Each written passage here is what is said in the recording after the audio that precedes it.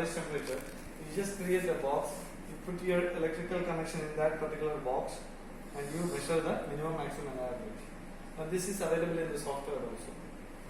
Okay, so for you in the field, you have so much details on the screen, it's not always good. It tends to be a bit confusing. So my advice would be to keep the spot box off. Only have the central point. And you have minimum, maximum temperature also. So if you activate that, you see you have minimum and maximum. So you have two cursors jumping around here. The two cursors are always looking at what is the maximum temperature and what is the minimum temperature in the screen. Okay, so that is, it's a good feature in a kind of way. When you are looking at a panel, it immediately pulls out the hottest spot and it immediately shows you the coldest spot. But that box we can use for the breakers. Yes. You can measure, for example, the breaker temperature. Yes, we can. You can use a box. You can use this minimum, maximum in your electrical applications. No problem. Like I said, all these are available even in your software. So the minimum, maximum is all right. To have it on the screen is good. Breaker. But why I wouldn't suggest the box on screen is because you have to create the box. Then you have to change the box size every time because whatever you're measuring it will be a bit more different. So whenever you want to measure one thing, you have to create a box that covers only that part. So it's a bit difficult in the field. I would suggest to do that in the software. But the minimum, maximum, it's a good one. Okay, so that is there, and that is, I will turn it off for the time being.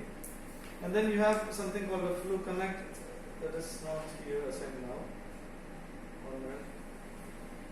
Scan asset ID or something. That is like, for example, in most of the panels nowadays, you have QR codes. So whenever you're going to do thermal imaging service, you first scan the QR code so that you know what you're going to measure. And then, so in the reporting it becomes a bit more easier. You have all the details of the panel everything. Okay? And then in the settings, you have the backlight so that you can adjust the backlight. This is mainly for battery saving. File format, important. Always set it at .is2 because this is the image format that you want. This IS2 image can be transferred to the PC, it can be edited in the software and you can generate reports. If you put it JPEG, it is just like an image. You click it, you can transfer it to the PC, you can forward it to someone, but you cannot do any analysis, you cannot edit it in the software. So always put it IS2. Never change this, and I would suggest if you are going to do a 1 day's work of doing multiple panels, before going to the field, make sure that your date, time and file format is right. At least these three should be correct. Okay. Units, degrees Celsius followed here. You can change it to degree Fahrenheit if you want. Distance, you can put the distance of approximate measurement 1.2 meters, 1 meter like that. Usually electrical applications we don't go more than 1 meter.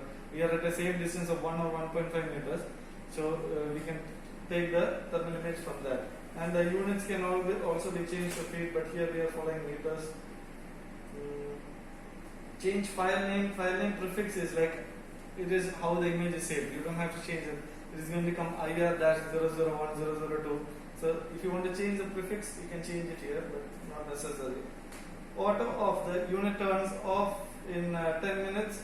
LCD timeout in 5 minutes. You can change this. This is only to help you save battery, same like that we have in our phone, in our laptops and stuff. Okay. Back. Date, time, logo, image storage, all this can be changed. Okay. From the settings. This is the settings here. Back. Now, one thing I just missed out, I want to tell regarding the thermography basics is also, we are measuring only the surface temperature, like I said. We are measuring the temperature of the surface material, the surface temperature. So if you are having an electrical panel, the temperatures inside cannot be measured. You have to open it up to see the temperature. You have to open it up to see the cables and to measure the temperature. That is understood.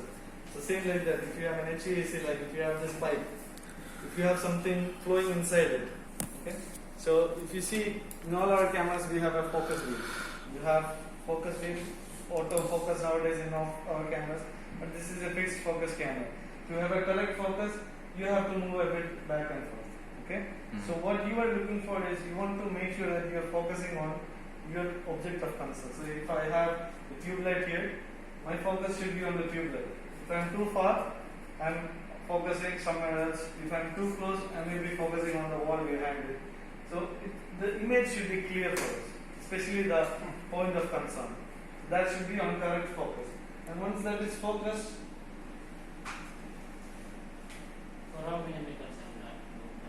sorry, minimum distance is around 15 centimeters. So that's the minimum distance you can do. Maximum distance, there is no maximum distance because it's based on the focus only, I would say. Because if I am at 5 meters, I can still see all the things. It's like a normal camera. If I have a small digital camera, I can take a big picture. I'm on top of a mountain, I can take a big picture. But the details are not clear to me. If I have a high resolution camera, I can stand at the top of the mountain and take a good image. But if it's a small camera, I can take the image, but the details are not clear. So always our concern should be, we should be as close to the object of concern, as safe as possible, and it should be in focus. So if I have a big electrical panel, I don't walk back 5 meters and take the full panel. I get the details, but it is not clear to me. Analyzing it will be a problem. So what I do is, first I do a quick scan of all the electrical parameters in there. Okay, see if there is an issue. If there is an issue, I know where to highlight my concern. Okay, and then you divide the panel into sections. There is an incomer. So you are close by, you capture the incomer. Then you have the breaker, the outgoing. Then you have different sections for the lower LCDs or something like that. See, you divide the panel like that and take smaller images. So you are close, you are safe, as close as possible, and you have good quality images. Okay. So that is more presentable. So when you go to your supervisor or when you go to your team and show these images, one look at it and it is clear. But if I go with a big image, I know the whole panel is in there. There is a hot spot, but it is hard to identify which is the hot spot. Is it on the left side of the breaker or the right side of the breaker? That's not good. So I cannot say a distance you have to give, but divide the panel into sections and do different segments. Okay. And when you are sure the focus is all right, you just press the green button. Okay, the down one. The upper one is for scanning the QR code. For you don't have a QR code here. Most of the panels you don't have. You just press the green button. Okay, and you see this is a screen that comes on. Okay, so you have the image there. It's not yet saved. You have the option to save. You have the option to scan asset ID. You have the option to edit or cancel. Now, scan asset ID, we don't have an asset ID here. But okay, I'll go to the edit feature first. The edit, you have options to add notes or flag image. What this is, because if you have a panel that you're doing, you have the panel number. The panel number may be 001. So if I say this image I took is of panel 001, I can add note and put panel 001. Okay, so it will be panel 001. Save. So now this note is saved with the image. When you open this image in the software, the image will pop up and you will have the name 001. Okay, so later on you don't have a confusion. Okay, and back, flag image is used to highlight images that are having an issue. So I do a base over, I took maybe 50 images. I have maybe 2 problems I want to show to my boss. So I just put flag image and then I put save. So this image is saved. I have the panel number there and it is flagged.